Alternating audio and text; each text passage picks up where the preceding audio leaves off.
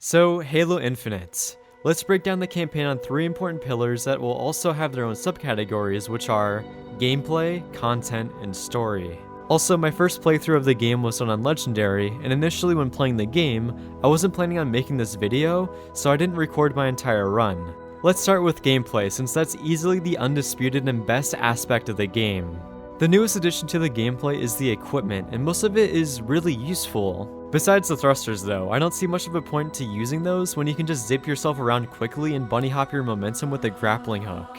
And speaking of the grappling hook, I think it's a really fun and magnificent addition to Halo, especially since the campaign is open worlds. Traversing around the map with the grappling hook swinging from tree to tree, climbing up mountains, feels so invigorating. Literally the first thing I did upon getting into the open world was climb a mountain and was awestruck about how beautiful the game looked. And then I persisted to climb every mountain with the grappling hook because of how damn fun it was. That, and the grappling hook offers a lot of value when you're in combat as well.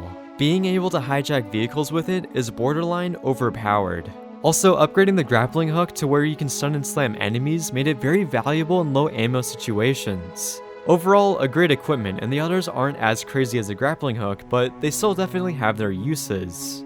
One thing though that I dislike about the equipment and grenades are the controls. Having to memorize a 2-button D-pad combo to change my ability or grenade is ridiculous, especially during mid-fight, because I can't look at the bottom right of my screen and determine the D-pad control of a certain equipment when I'm getting jumped by hunters. Next, we have gunplay, and this is obviously essential for an FPS game. Overall, it feels really great and fluid. The textures, animations, and sounds of the guns feels like a high-quality version of old Halo, and it instantly feels recognizable upon the beginning of the game. Then we have the guns, and right away, I'll say that there are some key guns that are missing in the weapon arsenal that really need to be there, like the energy rifle and the carbine. There's obviously a lot of other guns missing, but these 2 guns are basically the equivalent of the assault rifle and the battle rifle for the UNSC. Without them, it makes playing sections of the campaign where you only have access to Covenant weapons a pain in the ass because your only choice is the Mangler, Plasma Pistol, Needler, or Storm Rifle. Obviously that arsenal gets a bit bigger as the game goes on, but for earlier missions, being stuck with the Mangler is a pain in the ass on Legendary. Having to snipe Jackal shields with intense bullet drop and recoil is not my definition of a good time. However, this mostly gets solved later on, and different guns like the shock rifle and sentinel beam become very viable. Moving over to vehicles, I never found most of them to be extremely useful, given that a lot of the map has immense verticality, so taking the winding roads leading through hills ends up taking as much time as grappling over to where you need to go in a direct line. Along with enemies being able to snipe you from miles away. The enemy detection in this game is kind of baffling, and given the numerous checkpoints on the roads, they'll just light your ass up and destroy your vehicle. However, flying vehicles are extremely nice. They are basically a hot commodity given how easy it makes traversing the map. That, and getting out of the Banshee mid-air and switching to another one with a grappling hook makes you feel like an absolute badass. For the enemies, I think there was mostly a healthy variety. Having to go up against grunts, jackals, brutes, and elites can become repetitive, but each class has an escalating rank of higher tier warriors that spruces up the variety a bit. Especially the brutes. On one hand, you have the really easy to deal with brutes that you can kill in 2 bullets, and then you have the scary beasts that rush your ass with an overshield while wielding a gravity hammer. The enemies also have their own distinct personalities and give them a lot of depth. This has mostly been a staple for enemy types in Halo, and it continues throughout this game, and the enemies have some interesting dialogue, like the grunts' funny bursts of comedic relief. Why are you running? Why are you running? Looking at one negative aspect of the gameplay, we have checkpoints. From my experience on Legendary, they can range from being really nice to the devs just straight up forgetting to put a trigger for a checkpoint and not getting one for 5 minutes. In areas with tons of enemies, it can become extremely demoralizing when you wipe them all out, and then a random sniper jackal or skewer brute hiding in the hills snipes you, and you have to re-clear the entire area again. That alone probably added hours onto my run, and there was another instance where a checkpoint didn't even trigger before a boss fight. For the Estrom fight, I just didn't get a checkpoint, and in that particular boss fight, he instantly starts shooting at you, resulting in lightning quick deaths without any chance to react. It took me about 20 minutes to actually start a real boss fight with him, since I had to walk forever to get back to it. Or there are other instances in the open world where you have to fight a group of enemies, and it sometimes won't give you a checkpoint, so if you die, you'll end up having to run miles back to where you were previously. For the last aspect of the gameplay, we have the boss fights. And to me, especially on Legendary, they weren't that great. The gameplay for almost all of the boss fights mainly revolved around getting in a couple shots and then running for your life because the boss can normally one-shot you. This plays into the unfun playstyle for boss fights, which is a hit-and-run playstyle. But in essence, that's really your only option given that your health regenerates infinitely, and to make the boss fight harder naturally, they can deal almost all of your health in one hit. However, one massive fix that would make boss fights infinitely more fun and engaging would be the repulsor equipment from the multiplayer. Like, I'm actually surprised they didn't bother putting that equipment in. It would have been great being able to block heavy attacks coming that would otherwise kill you. You would have added options in terms of engagement instead of just running away. Moving over to the content within the game, we'll be talking about the open world, main missions, and alternate objectives to do in the world. And to me, this is where the game really starts to show its flaws. So first, let's tackle the main missions. This may sound a bit controversial, but I think this is the worst roster of main missions we have ever seen in Halo. Almost every mission takes place in a repetitive underground forerunner structure. There's no unique or fun set pieces, and the only mission it feels like 343 actually tried on was the first mission in which you're running through and trying to escape the Infinity.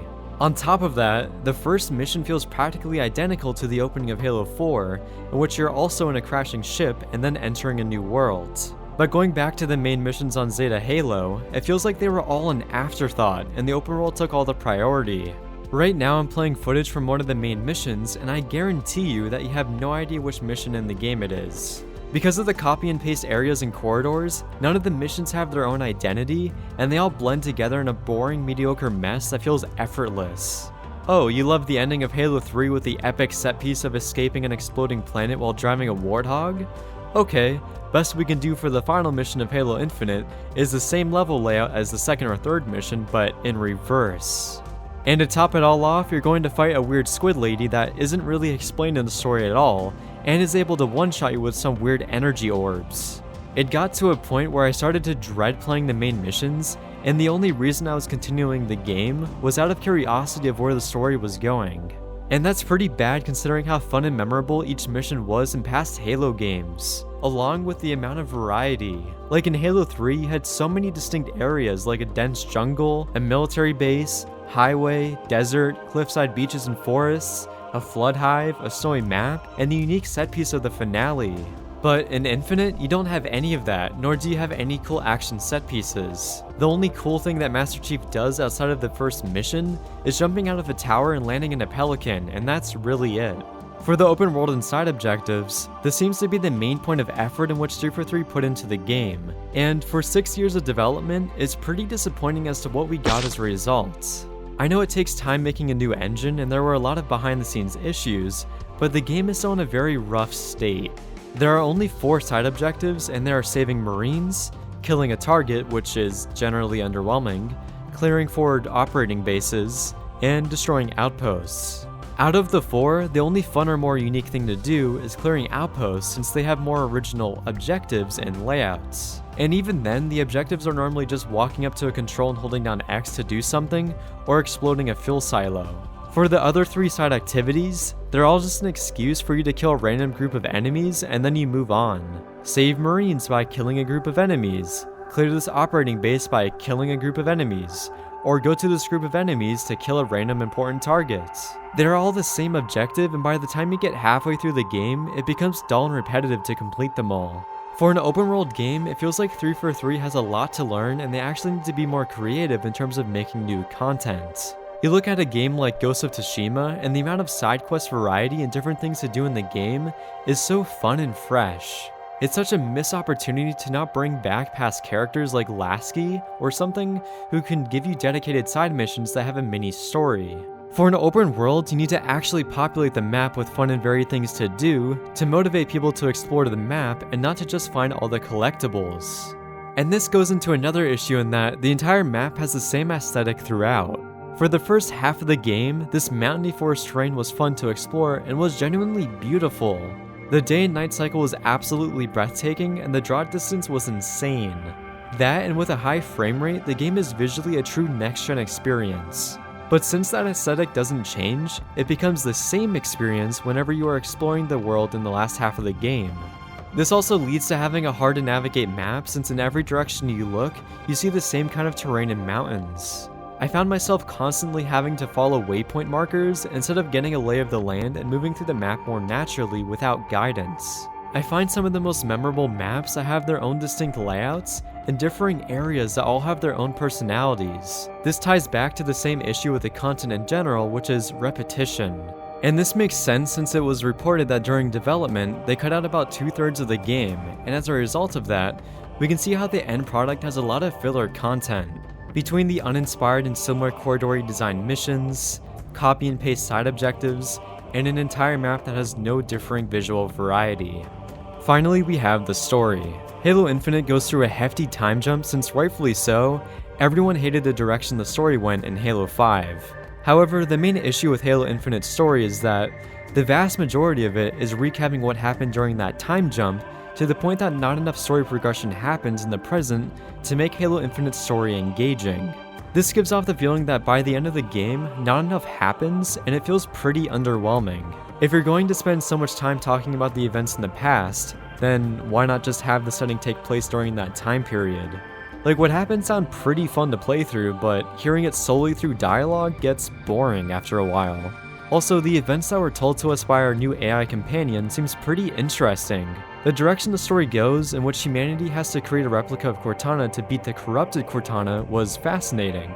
Having that turn for new Cortana where she comes to the realization that she's too dangerous to be left alive, but Master Chief gives her a second chance, was an outstanding moment with a lot of emotional depth.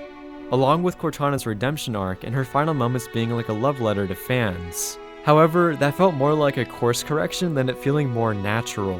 Like, we go from Cortana destroying planets in the Spartan training base, to now feeling emotions when Master Chief was presumed dead, and she suddenly gains a conscience and becomes good again. That could all make sense, but it's really not fleshed out enough when we are seeing all these moments through a goddamn hologram from the past. This goes into another annoyance in which almost every cutscene feels the same, in which it's Master Chief talking to new Cortana, and then they just watch holograms. It adds to the already repetitious feel of the game, and more dynamic cutscenes with characters interacting with each other is much needed. If they really want to go the route of Cortana turning good, then have that journey be more thoroughly influenced by the character by having cutscenes between them. Also, since we are witnessing the aftermath of a story, there's a lot of plot holes and loose ends that haven't been answered, like, where did all the pre-existing characters go? Who the hell is the Harbinger? How did Aatrox capture Cortana? What happened to Cortana's fleet? Did new Cortana disable everything and that's how Aatrox took control of Cortana? Then, if she was captive, how did she destroy part of the ring? Like, there are a lot of aspects about the story that weren't explained enough, and since that is the main focal point of the story, then I'm naturally going to get confused. But getting away from those plot points, by the end of the game, I like the roster of characters. The new AI and Master Chief had a lot of time to bond, and they essentially had an integral climax in their relationship for the game. And for the new pilot, Esperanza, he was definitely one of the most annoying characters in the beginning, but by the halfway point in the game, he goes through a much needed arc that makes you care more about him in the end. Hopefully he's not screaming in my ear in the next game about wanting to go home constantly, because that got very old quickly. For Master Chief, I like how they took him back to his older portrayal where he is a very reserved soldier. Like, there are times where an opposing character would be mad at him, and he'd just give them the silent treatment, which on its own speaks volumes. Overall, the story to me is flawed, and I wish it took place during a different time period, and would rather have a more interactive story. But yeah, with that, the content and some aspects of the gameplay is why I think Halo Infinite is overrated. Especially since the majority of gaming journalism sites are singing infinite praises about this game. And a lot of the time they are just rating AAA games on a 6 to 10 scale, and I never see it go under that. Let me know if you enjoyed the video in the comments, and I'd definitely be down to make more video game review type videos, since that's all I do when I'm not making Game of Thrones or other fandom videos.